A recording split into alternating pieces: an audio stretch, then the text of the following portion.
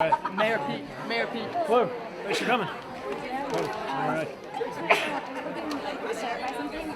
In an interview you gave with Cosmopolitan magazine, you seemed to praise Justice Kennedy. You called him an independent thinker. You referenced independent thinkers as judges you would appoint a couple times today. To clarify, would you appoint someone like Justice Kennedy? No, I would not. Just to be clear, people that I would appoint, as I've said throughout this campaign, are people who would share my values, and you would expect progressive justices.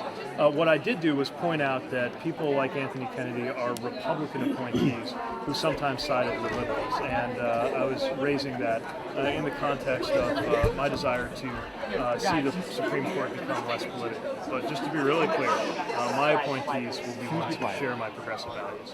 Mayor Buttigieg, there was a report of focus groups that were done on behalf of your campaign in South Carolina, where voters raised some concerns about you having a husband and your sexual orientation. You're headed to South Carolina this week.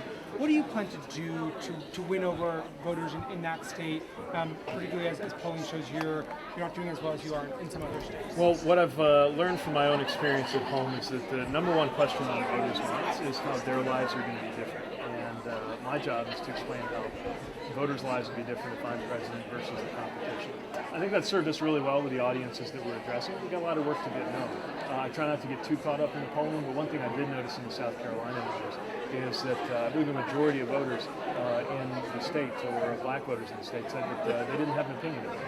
And that means that we've got a lot of opportunity, but also a lot of work. And do you think your sexual orientation will be a problem in that state? What did you take away from that focus group?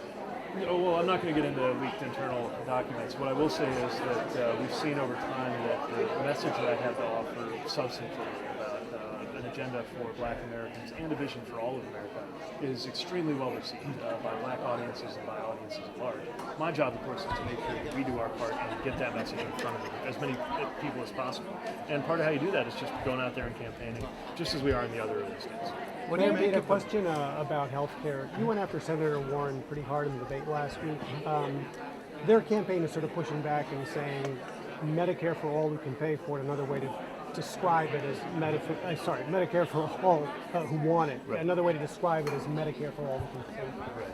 Will you respond to that? Yeah, I think that kind of sidesteps what we're doing in terms of ensuring that everybody can afford health care. It means ensuring that it's subsidized for those whose income would be a barrier, and even if you're past the level where the subsidies will cover you, that it never be more than 8.5% of your income.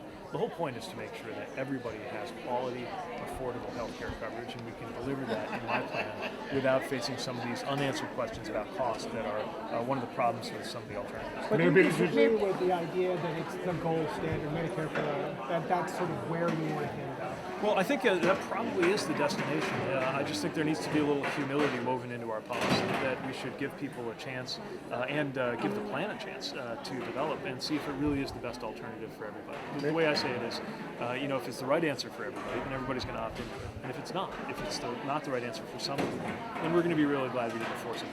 Mayor Buttigieg, a number of the top-tier candidates have committed to allowing press pools into their closed-door fundraisers. As a candidate, will you commit to allowing reporters into your fundraisers? I'll leave the press policy to folks on the press side, but we can talk about it. Mayor Buttigieg. What do you make of the black weekly newspapers not attending the roundtable in South Carolina?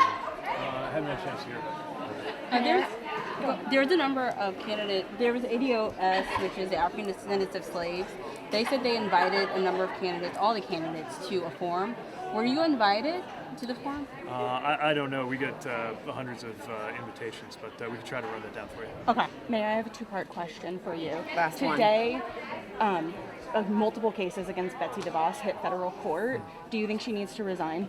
Look, I think Betsy DeVos shouldn't be there in the first place. I can't speak to the particular cases, although I'll review them. What I do believe is that somebody who does not believe in public education shouldn't be in charge of public education for the United States. So you add to that disastrous policy decisions like removing the guidance and the standards for-profit colleges that let students down, and several other things that have gone on in this Department of Education. And I just think she shouldn't be in charge of that department, and nobody like that would be.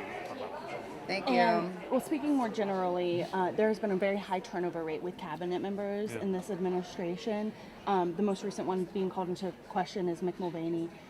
What can you do as president to prevent something like that? Well, it's run a good administration, right? If you have a strong, sound administration, you're not going to see so many acting and short-term and hastily resigning officials as we have in this administration. It is alarming just how many critical positions of leadership in the federal government are held by people either on an acting basis or you got people coming and going. And frankly, I think this administration has compounded a retention problem with what's now going to be a recruitment problem. In other words, it's going to be very hard to get people of integrity to be willing to serve in this administration in the first place. Just one more example of why the mismanagement is endangering the American people and why we need a new president. And any specific Thank you. thoughts on Mick? Thanks.